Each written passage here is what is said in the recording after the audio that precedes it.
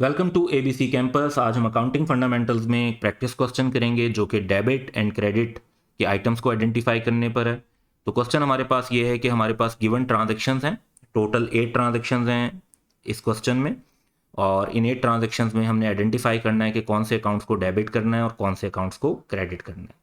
तो हमारे पास डेबिट और क्रेडिट के रूल्स सिंपली मौजूद हैं कि एसेट, एक्सपेंस और ड्राइंग्स इंक्रीज होने पर डेबिट होते हैं और डिक्रीज होने पर क्रेडिट। लायबिलिटी, इनकम और कैपिटल, कैपिटल को इक्विटी भी कह सकते हैं, ये इंक्रीज होते हैं तो क्रेडिट किए जाते हैं और डिक्रीज होते हैं तो डेबिट किए जाते हैं। तो सिंपली इन रूल्स को हम अप्लाई करते हुए ट्रांजेक्शन में डेबिट और क्रेडिट को आइडेंटिफाई करेंगे।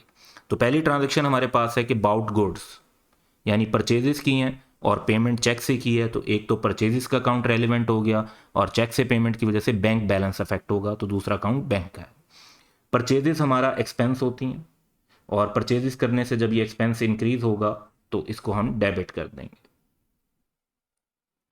बैंक बैलेंस हमारा एसेट होता है और जब पेमेंट की होगी हमने तो पेमेंट करने की वजह से हमारा बैंक बैलेंस कम हो जाएगा। जब कोई एसेट डिक्रीज होता है तो उसको क्रेडिट करते हैं।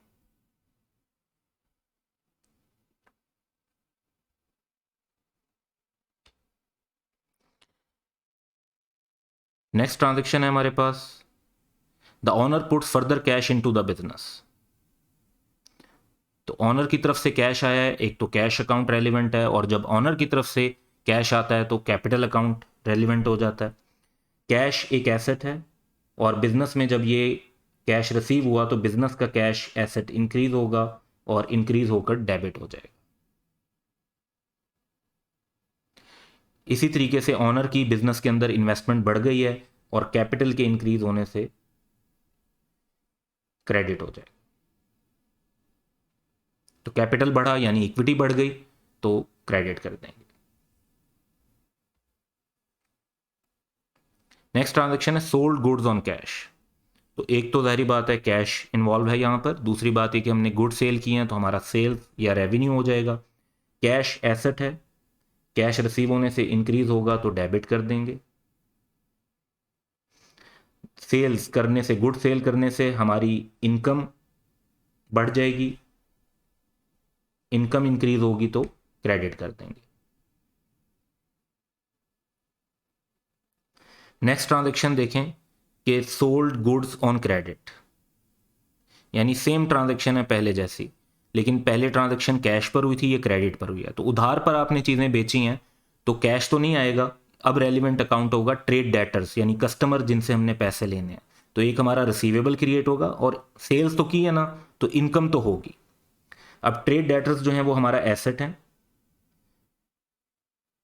एसेट इंक्रीज होने से डेबिट हो जाएगा। सिमिलरली सेल्स की इनकम इंक्रीज होने से क्रेडिट हो जाएगी।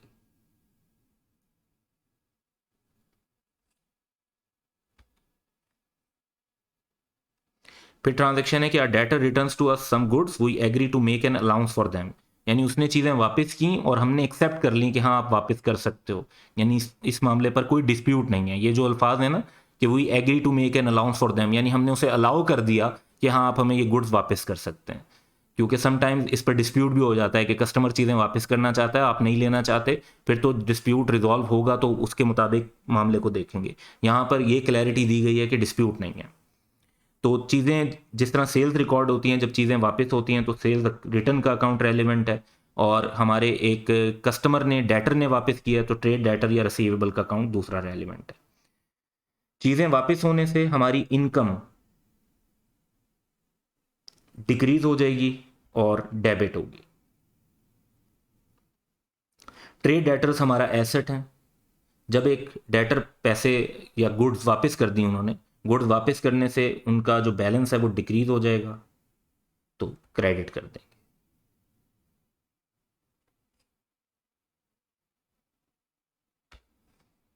नेक्स्ट है कि bought goods on credit. Goods खरीदी हैं यानी परचेजेस, उधार पे खरीदी हैं यानी पेएबल्स। परचेजेस हमारा एक्सपेंस है और ये एक्सपेंस बढ़ने की वजह से डेबिट हो जाएगा।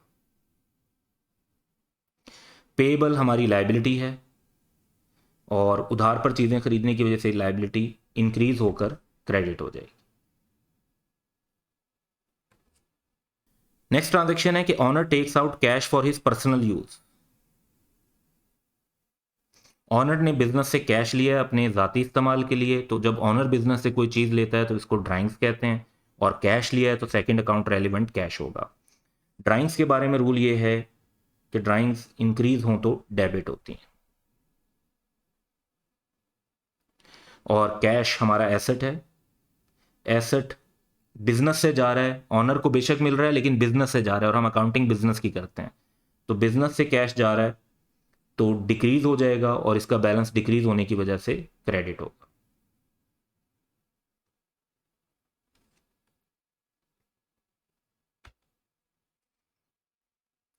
नेक्स्ट ट्रांजेक्शन है वी पे अ क्रेडिटर बाय चेक।